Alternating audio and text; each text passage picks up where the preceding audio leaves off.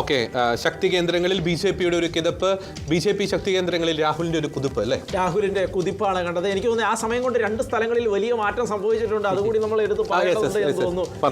UR Pradeep ചേലക്കരയിൽ 4315 വോട്ടുകളുടെ ഭൂരിപക്ഷത്തിലേക്ക് മാറിയിട്ടുണ്ട്. അതുപോലെ തന്നെ വയനാട് 60,000 കടന്നിരിക്കുകയാണ്.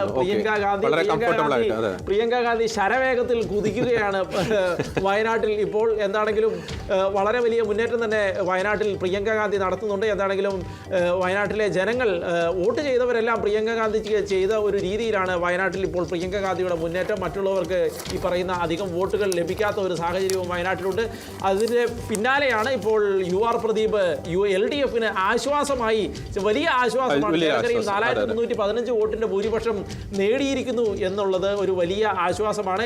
എന്താണെങ്കിലും BJP മുന്നേറുമെന്ന് വിചാരിച്ച സ്ഥലങ്ങളിലെല്ലാം മുന്നേറ്റം നടത്തിക്കൊണ്ട് തന്നെയാണ് ഇപ്പോൾ മുന്നിലേക്ക് സ്ഥാനാർത്ഥി രാഹുൽ മാങ്കൂട്ടത്തിൽ എത്തിയിരിക്കുന്നത്. UDFന് അത് വളരെ വലിയ ആശ്വാസമാണ് പകരുന്നത്. കാരണം പാലക്കാട് കൂടി നഷ്ടപ്പെട്ടിരുന്നു എങ്കിൽ UR പ്രദീപ് LDFന്റെ സ്ഥാനാർത്ഥി ചേലക്കരയിലും പോയി. ഒരു രീതിയിൽ പറഞ്ഞു കഴിഞ്ഞാൽ കോൺഗ്രസിനെ സംബന്ധിച്ച് പ്രിയങ്ക ഗാന്ധി ജയിച്ചാൽ പോലും അതൊരു പരാജയത്തിന്റെ എന്നുള്ളതായിരുന്നു.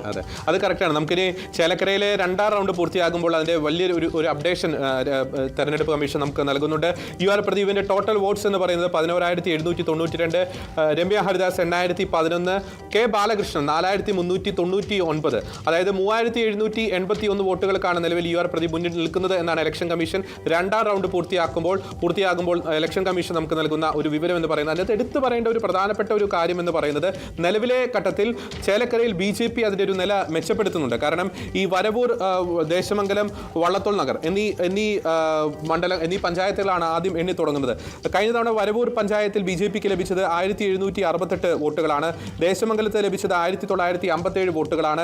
വള്ളത്തോൾ നഗറിൽ ലഭിച്ചത് 2,595 വോട്ടുകളാണ്. ഇനി ഒരുപക്ഷേ ഈ 2 റൗണ്ട് പൂർത്തിയാകുമ്പോൾ വരവൂരിലൂടെയും ദേശമംഗലത്തിലൂടെയും ആണ് ഈ വോട്ടെണ്ണൽ പുരോഗമിക്കുന്നത് എന്ന് നമുക്ക് മനസ്സിലാക്കി കഴിഞ്ഞാൽ BJPക്ക് കഴിഞ്ഞ തവണ വരവൂരും ദേശമംഗലത്ത് ലഭിച്ചതിനേക്കാൾ കൂടുതൽ വോട്ടുകൾ ഈ പറയുന്ന ഈ ഒരു ഘട്ടത്തിൽ 2ാം റൗണ്ട് പൂർത്തിയാകുമ്പോൾ BJP കാൻഡിഡേറ്റ് കെ ബാലകൃഷ്ണന് ലഭിക്കുന്നുണ്ട്. അതായത് 4,399 വോട്ട്. അപ്പോൾ ചേലക്കരയിൽ BJP നില മെച്ചപ്പെടുത്തുന്നുണ്ട്. പക്ഷേ 2ാം സ്ഥാനത്ത് രമ്യ ഹരിദാസ് തന്നെയാണ്. UR പ്രദീപ് വലിയ രീതിയിലുള്ള മുന്നേറ്റം, 4,498 വോട്ടുകളുടെ ഒരു മുന്നേറ്റം കാഴ്ചവെക്കുന്നു. ഇലക്ഷൻ കമ്മീഷൻ നൽകുന്ന ഡേറ്റ പ്രകാരം 3,781 വോട്ടുകൾക്ക് ഈ പറയുന്ന UR പ്രദീപ് മുന്നിൽ നിൽക്കുന്നു. ഇനി പാലക്കാട്ടെ ഒരു സ്ഥിതി എടുത്ത് നമുക്ക് പരിശോധിച്ച് നോക്കുകയാണെങ്കിൽ പാലക്കാട് ഇലക്ഷൻ കമ്മീഷന്റെ ഒരു ഡേറ്റയിലേക്ക് നമ്മൾ പോവുകയാണെങ്കിൽ അവിടെ ഇപ്പോഴും ഫസ്റ്റ് റൗണ്ടിന്റെ ഡേറ്റ മാത്രമേ അപ്ഡേറ്റ് ആയിട്ടുള്ളൂ. പക്ഷേ നമുക്കറിയാവുന്നതുപോലെ ഗ്രൗണ്ട് റിപ്പോർട്ട് നമുക്ക് ലഭിക്കുന്നത് 1,228 വോട്ടുകൾക്ക് രാഹുൽ മാങ്കൂട്ടത്തിൽ മുന്നിൽ നിൽക്കുന്നു. അത് വളരെ സുപ്രധാനമാണ്. കാരണം ആദ്യ റൗണ്ടുകൾ എന്ന് പറയുന്നത് പ്രേക്ഷകർ മനസ്സിലാക്കുക, അത് BJPയുടെ ശക്തി കേന്ദ്രമാണ്, BJPയുടെ ഉരുക്ക് കോട്ടകളാണ്.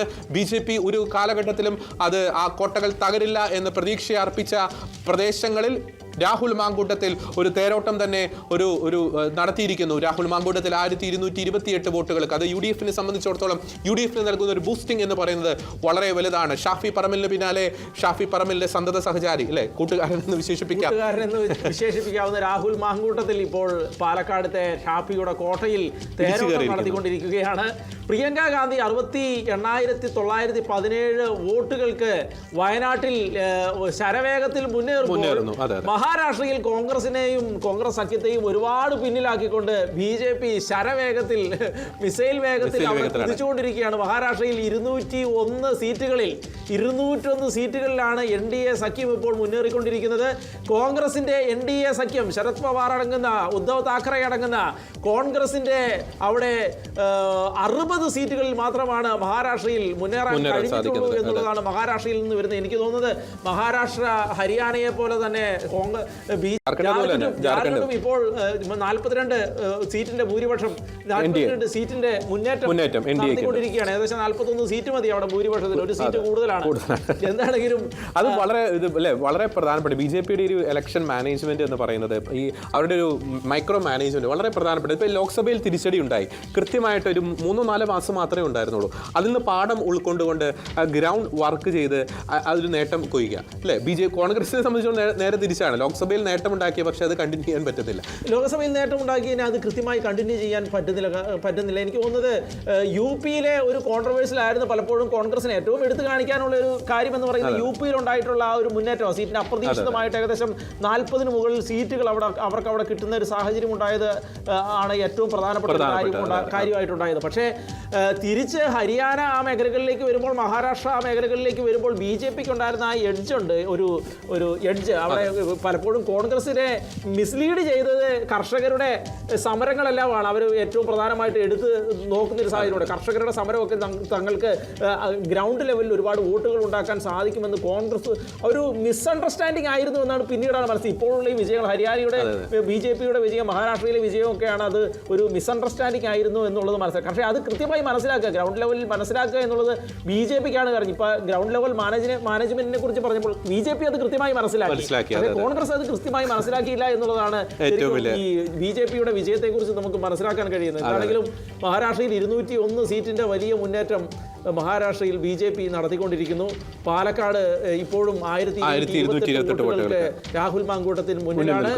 വയനാട്ടിൽ 68,917 വോട്ടുകൾക്ക് പ്രിയങ്ക ഗാന്ധി മുന്നിൽ നിൽക്കുന്നു. ചേലക്കരയിൽ 4498 വോട്ടുകൾക്ക് UR പ്രദീപും മുന്നിൽ നിൽക്കുന്ന LDF സ്ഥാനാർത്ഥി മുന്നിൽ നിൽക്കുന്ന കാഴ്ചയാണ് നമ്മൾ കാണുന്നത്. വയനാട് നമ്മൾ പോകുമ്പോൾ റോബിൻ സൂചിപ്പിച്ചതുപോലെ ഏകദേശം ഒരു 68,917 ടോട്ടൽ വോട്ടുകൾ. അതായത് ഒപ്പം തന്നെ സത്യൻ മൊഗേരി 20,678 വോട്ടുകൾ മാത്രമാണ് സത്യൻ മൊഗേരിക്കുള്ളത്. ഏകദേശം 50,000-നടുത്ത് വോട്ടുകളുടെ ഒരു ഭൂരിപക്ഷം നിലവിൽ പ്രിയങ്ക ഗാന്ധിക്കുണ്ട്. BJP കാൻഡിഡേറ്റ് നവ്യ ഹരിദാസ് 11,235 വോട്ടുകൾ മാത്രമാണ് BJP കാൻഡിഡേറ്റ് നവ്യ ഹരിദാസിന് അവിടെ ഉള്ളത്.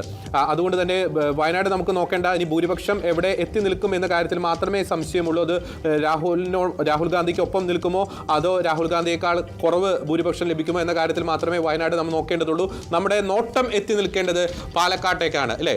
പാലക്കാട്ടേക്കാണ് നമ്മുടെ നോട്ടം എത്തി നിൽക്കേണ്ടത്. എല്ലാ കണ്ണുകളും പാലക്കാട്ടേക്ക്.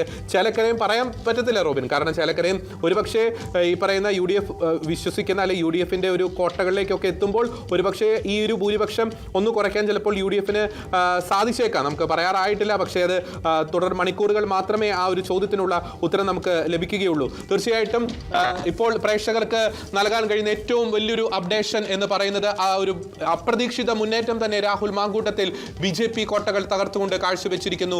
ഈ ഒരു ഘട്ടത്തിൽ 1228 വോട്ടുകൾക്ക് രാഹുൽ മാങ്കൂട്ടത്തിൽ മുന്നേറ്റം കാഴ്ചവെച്ചിരിക്കുന്നു, മുന്നേറിക്കഴിഞ്ഞിരിക്കുന്നു പാലക്കാട് നഗരസഭ. ഇനി എണ്ണാൻ പോകുന്നത് പ്രേക്ഷകർ മനസ്സിലാക്കുക, UDFന്റെ ഉറച്ച കോട്ടയാണ് പെരിയാരി പഞ്ചായത്ത്, മാത്തൂർ പഞ്ചായത്തും കണ്ണാടി പഞ്ചായത്തും LDFന് മുൻതൂക്കമുള്ള ഒരു സ്ഥലം. അതുകൊണ്ട് തന്നെ UDFന് ഇനി കാര്യങ്ങൾ വളരെ ഈസിയാണ്. ഒരുപക്ഷെ അത്ഭുതങ്ങൾ സംഭവിച്ചാൽ ഈ പറയുന്ന കൃഷ്ണകുമാറിന് പാലക്കാട് മുന്നേറ്റം കാഴ്ചവെക്കാം. പക്ഷേ അത്ഭുതങ്ങൾ സംഭവിക്കുമോ എന്നത് നമുക്ക് വരും നിമിഷങ്ങളിൽ കാണാം.